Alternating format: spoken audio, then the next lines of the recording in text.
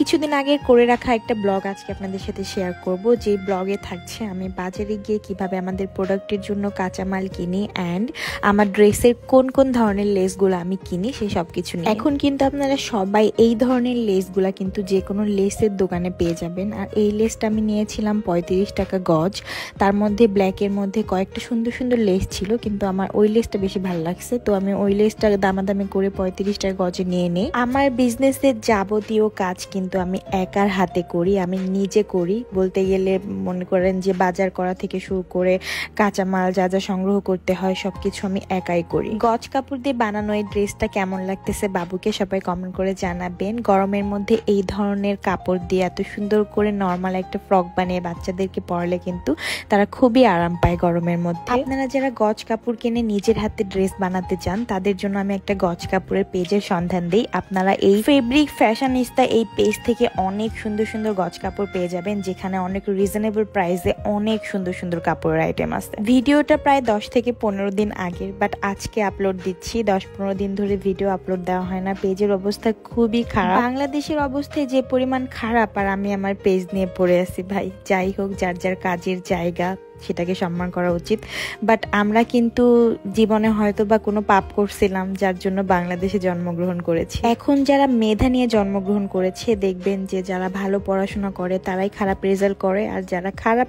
পড়াশোনা করে মানে কিছুই পারে না তারাই A+ পেয়ে গোল্ডেন A+ পেয়ে বসে থাকে। চুল পড়া বন্ধ করতে এবং মুখের দাগ কমাতে কিন্তু আমাদের প্রোডাক্টগুলো বেস্ট। আর আপনারা যারা আমাদের হেয়ার প্রোডাক্টগুলো অ্যান্ড ফেস প্রোডাক্টগুলো নিয়েছেন তারা তো অনেক ভালো ভালো রিভিউ দিয়েছেন। যারা রিভিউগুলো দেখতে চান তারা কিন্তু আমাদের ফ্যামিলি ফ্যাশন হাউস পেজটা একটু ঘুরে আসবেন। আমাদের প্রোডাক্টগুলো যে ভালো শুধুমাত্র এটা কিন্তু আমার কথা না, যারা আমাদের প্রোডাক্টগুলো নিয়েছে তাদের কথা। আমার পেজে লাস্ট একটা রিভিউ আপনাদের সাথে শেয়ার করি। আপু, আমি গতকালকে হাতে প্রোডাক্ট পাইছি আপু, আপনার হেয়ার প্রোডাক্টটা অনেক ভালো আলহামদুলিল্লাহ। আমি একদিন ব্যবহার করে ফলাফল পাইছি, আমি অনেক খুশি। দোয়া করি আপনি এই ব্যবসা আরও অনেক দূর এগিয়ে নিয়ে যান। আপনার জন্য আমার মন থেকে অনেক দোয়া রইল। থ্যাংক ইউ আপু, থ্যাংক ইউ সো মাচ এত সুন্দর করে একটা রিভিউ দেওয়ার জন্য আপু। আপনি যদি সৎ পথে একটা বিজনেস করতে যান, আর সেই বিজনেসে কিন্তু তখনই উন্নতি হবে যখন আপনি জনগণকে একটা ভালো জিনিস দেবেন। আজকে বের হয়েছিলাম 2 মা মেয়ে কিছু কাঁচামাল কেনার জন্য আমাদের প্রোডাক্টের জন্য। তো সেগুলা কেনাকাটা শেষ করে একটু লেসের দোকান থেকে আদার্স কিছু কেনাকাটা করে বাসায় চলে আসছি। আর বাসায় আসার পর একটা ইনভাইটেশন ছিল। আজকে অনেকগুলো কাজ করেছি, সকাল থেকে ঘুম থেকে উঠে এই ড্রেসগুলো বানিয়েছি, দেন এগুলোর ভিডিও আপনাদের সাথে শেয়ার করেছি। আবার বাজারে গিয়েছি, কাজটা সেরে এসে আবার সন্ধ্যার পর একটা বার্থডেতে গিয়েছিলাম। মানে সবকিছু মেলায় আমার দিন আলহামদুলিল্লাহ অনেক ভালো কাটে আমার কাজ নিয়ে। বিশ্বাস করেন ভাই, যারা কাজ নিয়ে থাকে তারা কিন্তু অন্যের সমালোচনা বা অন্যকে নিয়ে আলোচনা করার সময় পায় না।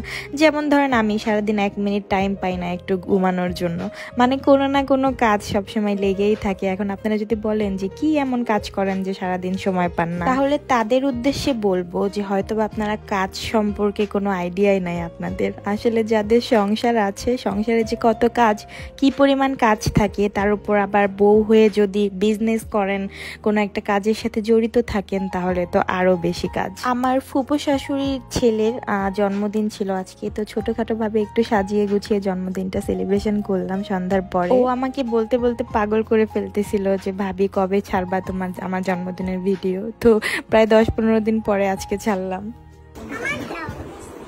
দাও চাচু খাওয়াই দাও।